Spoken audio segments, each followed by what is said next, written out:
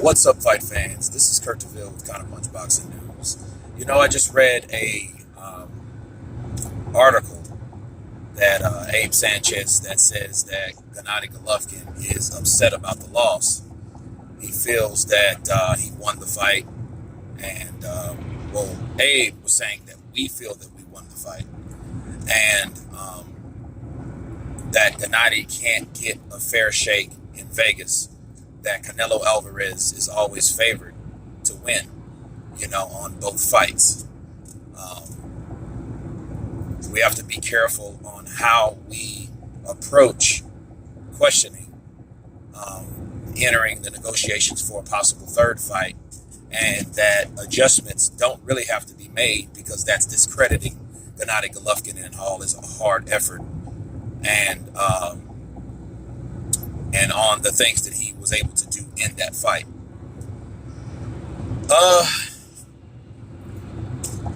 What do I think about that? I think Gennady Golovkin should have known, like I've said in my other video.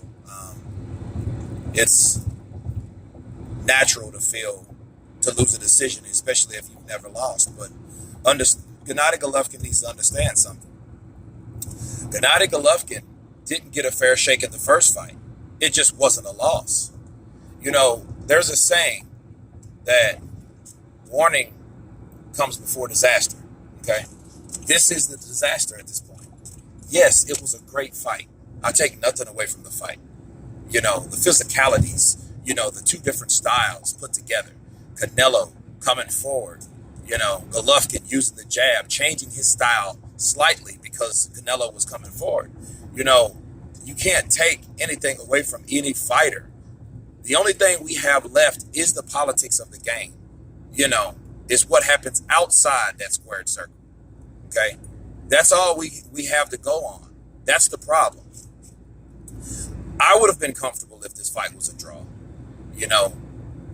I've seen fights that weren't as close as these two fights were that I feel Canelo lost. Especially the Mayweather fight, where it was a majority decision. That should have been a unanimous decision. And all it had to do is take another fighter to see it Canelo's way, and that fight would have been a draw, okay?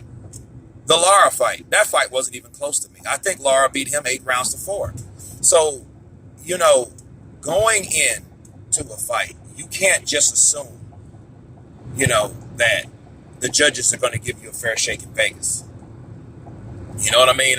He should have known and should have seen the warning signs in the first fight, knowing that, hey, I beat Canelo Alvarez the first fight, and I said it in my first video and I'll say it again.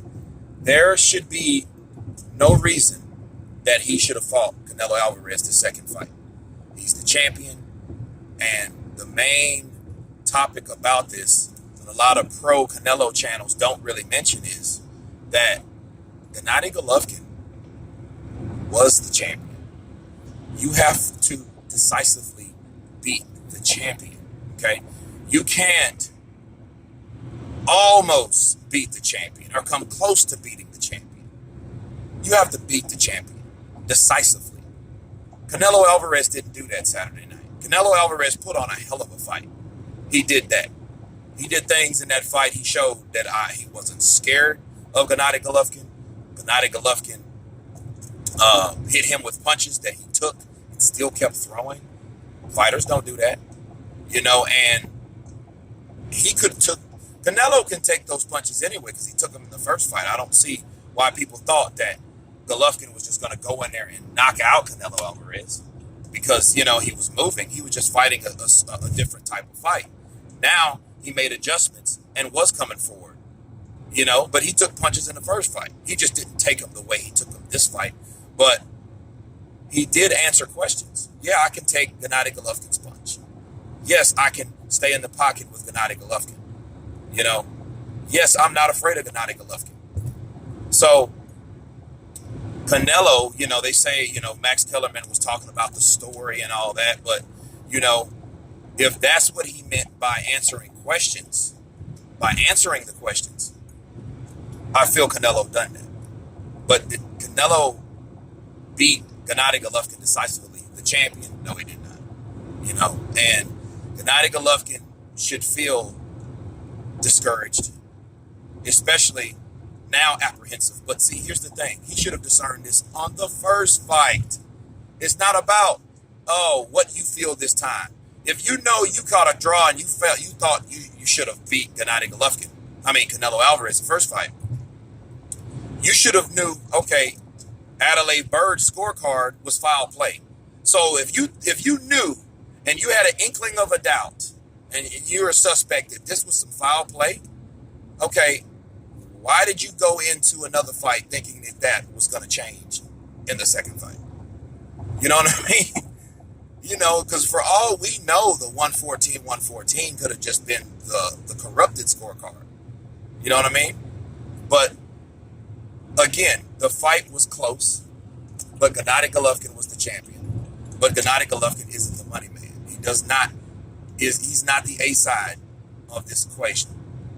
It doesn't matter if you're the champ. That's what it's showing you. So money talks, and you know what else, right? So,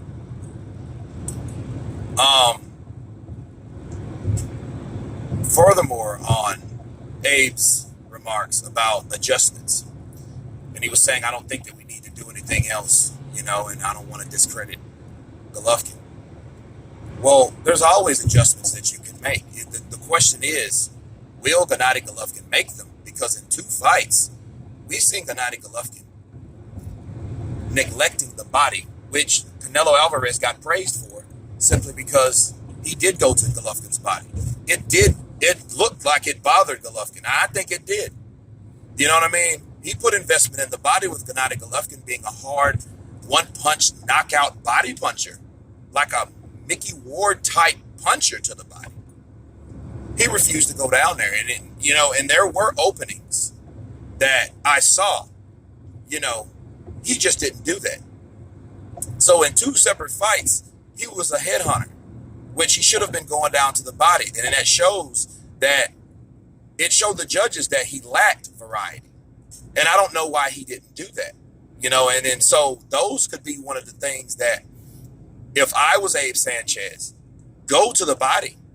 Why are you focusing on upstairs? Obviously, Canelo can take your punches because Golovkin hit him with very hard punches. Okay, that was few far in between, but when he used that jab, he set up the uppercut. He set up the right hand, the straight right, and at times he set up the left hook, and he hit Canelo with all those shots, and Canelo took those shots and still kept coming. So if you know a guy can take punches, it's a rule of thumb. If you got a guy that has a beard and he can take headshots, or if you hurt a guy with a headshot, like I think he hurt Canelo in the 10th round, you should go to the body because instinctively he's going to start moving his head, okay? Because he doesn't want to get hit with that same punch that hurt him in the first place. That's just instincts, of a champion. That's what Canelo did, and he was able to avoid those punches because Golovkin did not go to the body. So again, if there were going to be adjustments made, it would have been Gennady Golovkin changing his game plan, if it's going to be a third fight, to start going to the body. That would have helped to utilize his attack, to be more balanced, and he wasn't. He didn't have a balanced attack. He had a jab, he stuck the jab in Canelo's face, and at times from that jab, he set up right hooks, and especially with that uppercut, right uppercuts and left uppercuts, because when Canelo would go down to the body, Golovkin would counter upstairs with that right, and then he would change stances. So, it's always adjustments that you can make.